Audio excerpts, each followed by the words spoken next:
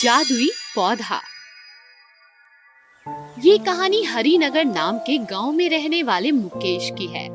मुकेश उसके पिताजी के गुजर जाने के बाद उसकी माँ का इकलौता सहारा था और काफी मेहनती बच्चा था। एक दिन मुकेश की माँ की तबीयत अचानक खराब होने लगी और फिर मुकेश की माँ बीमारी की चपेट में आ गई। डॉक्टर ने मुकेश को बताया कि वो अगर अपनी माँ की ठीक तरह से देखभाल करे और समय पर दवाइयाँ और भोजन कराए तो उसकी माँ जल्द ही ठीक हो जाएगी। मुकेश घबरा सा गया। उसे समझ ही नहीं आ रहा था कि वो दवाइयों और भोजन के लिए पैसे कहाँ से लाएगा। मुकेश उदास सा चेहरा लेकर काम की तलाश में निकल पड़ा। काफी घूमने के बाद और लोगों से पूछने के बाद उसे एक सेठ मिला। क्या हुआ, इतना घबराए हुए क्यों हो? सेठ जी, मेरा नाम मुकेश है। काफी जगह पूछने के बाद ही मुझे आपका पता मिला। मेरी माँ बड़ी बीमार है सेठ जी, और दवाई और खाने के लिए मेरे पास कुछ नहीं है। मैं आपसे विनती करता हूँ, मेरी मदद कीजिए। ये बात सुनकर वो सेठ उसे तुरंत ही काम पर रख लेता है और फिर पूरा दिन मुकेश सेठ के यहाँ काम करता और शाम को अपनी माँ के लिए दवाई और खाना लेकर घर जाता और अपनी माँ की देखभाल करता था।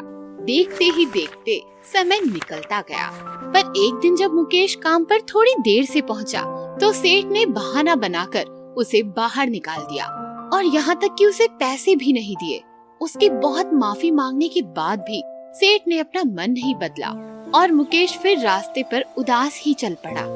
कुछ दूर चलने के बाद और बहुत कड़ी धूप के कारण वो एक बड़ की छांव में ठहर गया और जोर जोर से रोने लगा। वहाँ पास में ही एक बूढ़ी औरत बैठी थी जो उसे रोता देख उसके पास आई। अरे बेटा, क्या हो गया? तुम क्यों रो रहे हो? मुकेश ने उस औरत को बताया कि उसके मालिक ने उसके साथ ऐसा सलूक किया और यहाँ तक कि पैसे भी नहीं दिए और अब वो अपनी माँ की देखभाल कैसे करेगा। देखो बेटा, मैं तुम्हारी ज्यादा तो मदद नहीं कर सकती। मेरा खुद का गुजारा भी लोगों के दिए पैसों से चलता है, पर तुम ये पैसे ले जाओ। मुझसे ज्यादा अभी तुम्हें इसकी जरूरत है। मुकेश उस बूढ़ी औरत की अच्छाइयाँ देखकर खुश हो जाता है और उसे कहता है, आप फिक्र ना करें, मैं बहुत मेहनत करूंगा और ये पैसे बहुत ही जल्द लौटा दूंगा। बूढ़ी औरत उसमें इतनी हिम्मत देखकर मुस्कुराती है और उसे आशीर्वाद देती है। वो पैसे लेकर मुकेश अपनी माँ की दवाइयाँ लेता है और खुद के खाने के पैसे बचाकर दुकान से जा कुछ फसल के बीज खरीद लेता है और अपने घर के बाहर छोटी सी जमीन में बो देता है और फिर रोज सुबह उसे पानी से सींचने लगता है और साथ ही काम पर जाता है और बहुत ज्यादा मेहनत करने लगता है। देखते ही देखते उसके पौधे बड़े होने लगते हैं और उन्हें बाजार में बेच मुनाफा कमाकर वो थोड़ी और जमीन ले लेता है और फिर से उसमें पौधे उगाने लगता है। जैसे जैसे दिन निकलने लगते हैं, मुनाफा भी बढ़ने लगता है। धीरे धीरे मुकेश की माँ अच्छे इलाज और देखभाल से ठीक हो जाती है और सब कुछ बहुत ही अच्छा चलने लगता है। एक दिन उनकी पड़ोस में रहने वाली औरत मालती मुकेश की माँ से कुछ मांगने उसके घर जाती है। अरे माँ जी, थोड़ा सा चावल मिलेगा? मैं आपको परसों तक लौटा दूंगी। मुकेश की माँ कहती है, अरे क्यों नहीं, ले जाओ और लौटाने की कोई जरूरत नहीं, अंदर आ जाओ। जैसे ही मालती उसके घर के अंदर जाती है, वो देखती है कि वहाँ महंगा सामान और घर की चीजें और खाने के तरह तरह के पकवान हैं। ये देख मालती हैरान हो जाती है और वो घर जाकर अपने पति को सब कुछ बताती है और कोसने लगती है। अरे कुछ तो शर्म कर लो, वो लोग हमसे भी गरीब और गए गुजरे थे और आज इनकी हालत देखो, राजाओं जैसी है। और एक तुम हो, कहीं भी काम पर नहीं जाते, यहाँ तक कि सारे पैसे जुए में उड़ा चुके हो। यदि तुम ठीक नहीं हुए तो मैं यहाँ से चली जाऊंगी। हाँ। ये सुनकर मालती का पति आग बबूला हो जाता है और गुस्सा होकर वहाँ से चला जाता है और जैसे ही रात होती है, वो चुपके से मुकेश के खेत में घुसकर वो सारे लगाए हुए पौधे नष्ट कर देता है और फिर अपने घर की ओर भागने लगता है। ये आवाज सुनकर मुकेश की नींद टूट जाती है और वो बाहर देखने के लिए निकलता है। उसके सारे पौधे नष्ट हो चुके होते हैं। ये देख उसका मन टूट जाता है और वो रोने लगता है। तभी अचानक वहाँ एक परी आ जाती है क्या हुआ तुम्हारे पौधों को? मेरे सारे पौधे किसी ने नष्ट कर दिए। मैंने बहुत सालों की मेहनत कर छोटी छोटी जमीन लेकर और बीज सींच कर ये पौधे उगाए थे और रोज इनकी देखभाल में जुटा रहता था। पता नहीं किसने मेरा ये नुकसान कर दिया। मैंने कभी किसी का कुछ नहीं बिगाड़ा। मैं बहुत अच्छी तरह जानती हूँ कि तुमने किस तरह मेहनत कर अपने घर पर अपनी माँ को संभाला और उनका बहुत अच्छे से ध्यान भी रखा। तुम जैसे अच्छे मन के बच्चे बहुत कम होते हैं मुकेश। परी उसके हाथ में एक चमचमाता हुआ बीज देती है और उसे बताती है कि ये आम बीज नहीं है। इस बीज के बोने से उसे एक जादुई पौधा मिलेगा जो उसकी सारी मनोकामनाएं पूरी करेगा और साथ ही में उसके पौधे पहले से भी बेहतर उगने लगेंगे। मुकेश उस बीज को लेकर जैसे ही जमीन में डालकर उसको पानी देता है, उसमें से एक जगमगाता हुआ बड़ा सा पौधा बाहर निकलता है और फिर वो उस पौधे से जो भी मांगता है वो उसी समय वहाँ प्रकट होने लगता है। मुकेश का पड़ोसी चुपके से ये सब कुछ देख रहा होता है।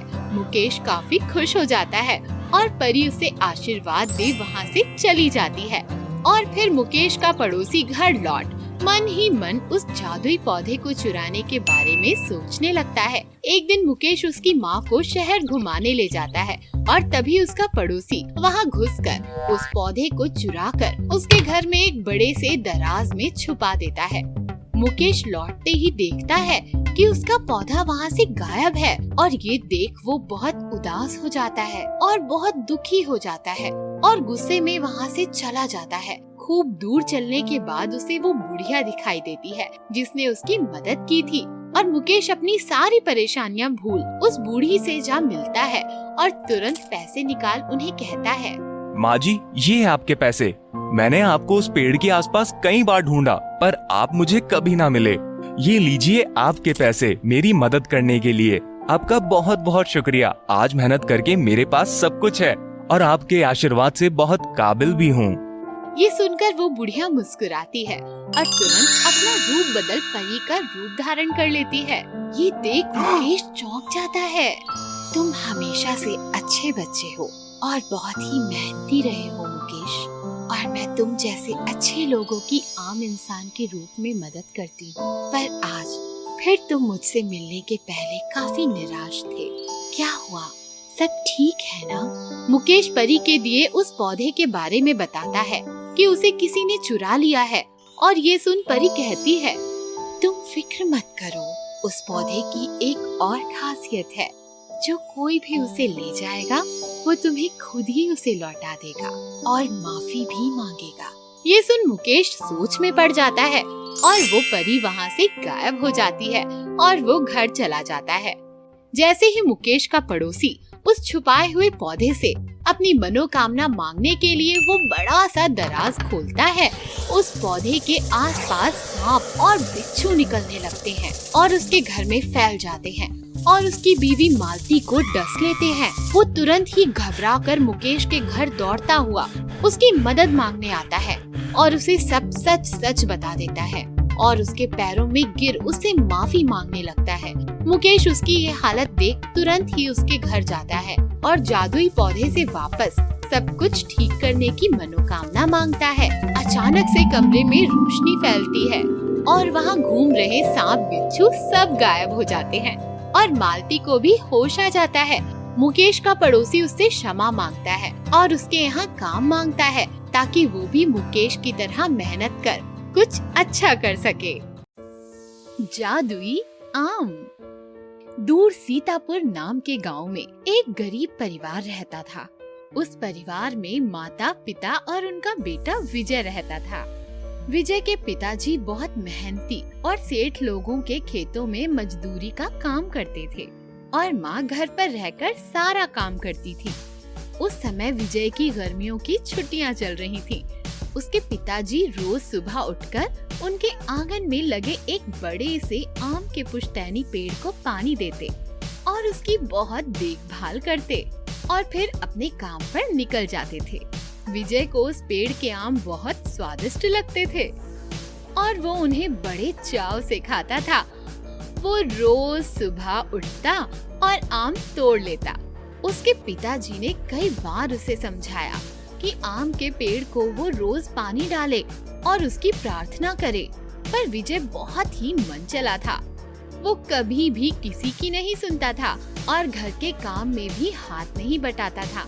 विजय की माँ जब भी उसे कोई काम करने को बोलती, वो घर से बाहर चला जाता था और सारा दिन बाहर घूमकर शाम को पिताजी के आने से पहले घर लौट जाता था।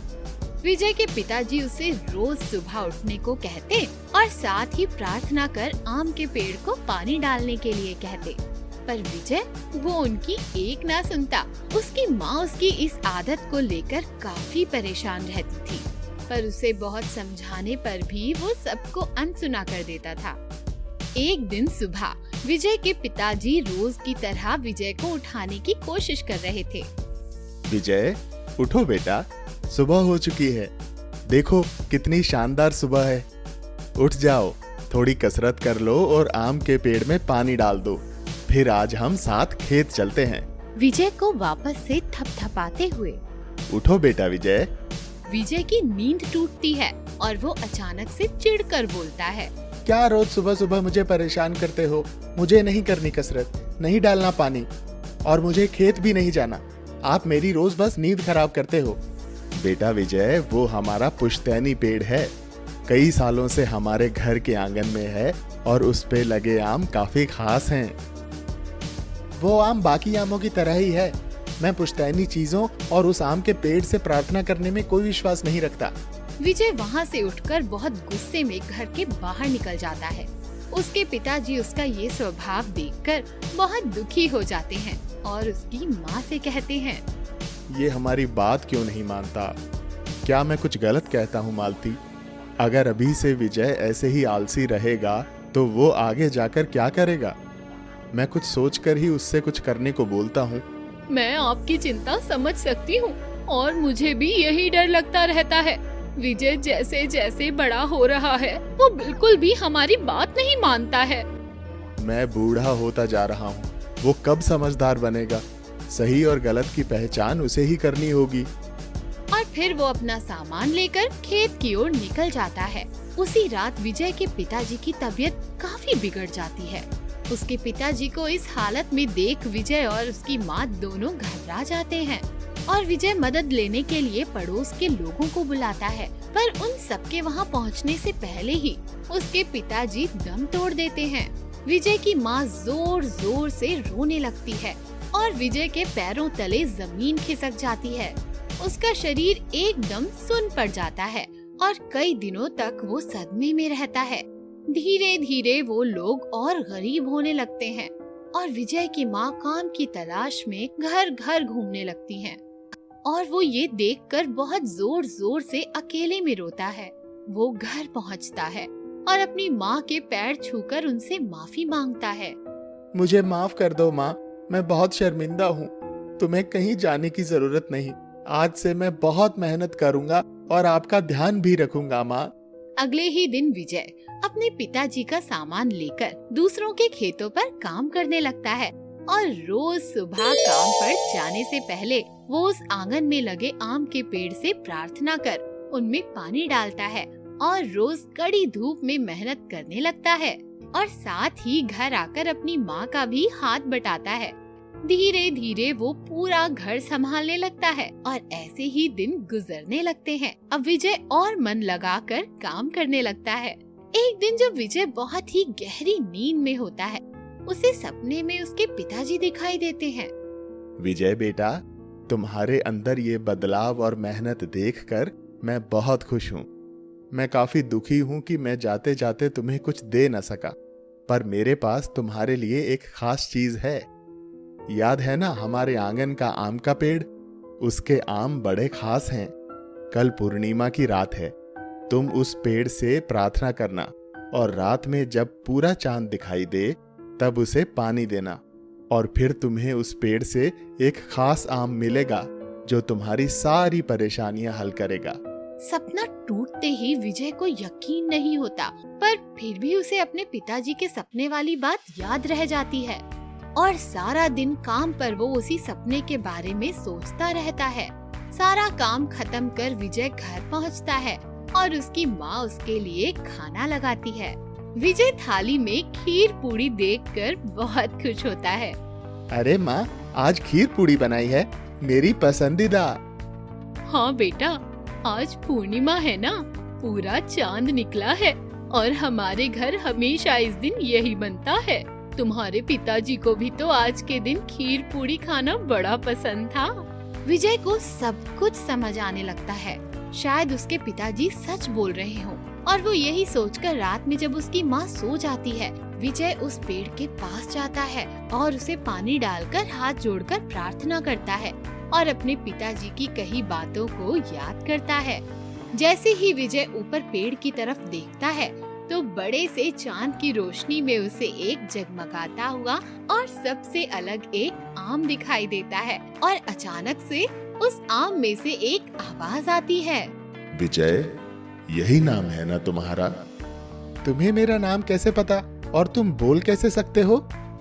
मैं कोई मामूली आम नहीं हूँ विजय, मैं एक जादुई आम हूँ और तुम्हारे अंदर के बदलाव और सेवा देख मैं यहाँ तुम्हारी मदद करने आया हूँ। तुम जो चाहे मुझसे आज मांग सकते हो। नहीं जादुई आम, पिताजी के जाने के बाद ही मुझे पता लगा कि मेहनत क्या होती है। मुझे तुमसे कुछ और नहीं चाहिए, पर मैं बस इतना चाहता हूँ कि ये पेड़ आमों से हमेशा भरा रहे और इस पेड़ के आम सबसे स्वादिष्ट हों। तुम्हारी बात सुनकर बहुत अच्छा लगा। जो तुमने मांगा है वो जरूर पूरा होगा। और फिर वो आम वहाँ से ये कहकर गायब हो जाता है। और फिर जब सुबह विजय की आँख खुलती है तो वो देखता है कि उसके पेड़ पर पहले से ही बहुत आम उग चुके होते हैं। फिर विजय खुश होकर वो आम तोड़कर गांव के बाजार में और लोगों के घर घूम घूम कर बेचता है और जो भी मुनाफा मिलता है उसे अपनी माँ को लाकर देता है और उस पेड़ के हाथ जोड़कर धन्यवाद करता है। देखते ही देखते विजय अपनी मेहनत और लगन से उस गांव का बहुत बड़ा आमों का सेठ बन जाता है और फिर वो और उसकी माँ हमेशा खुशी खुशी रहते हैं।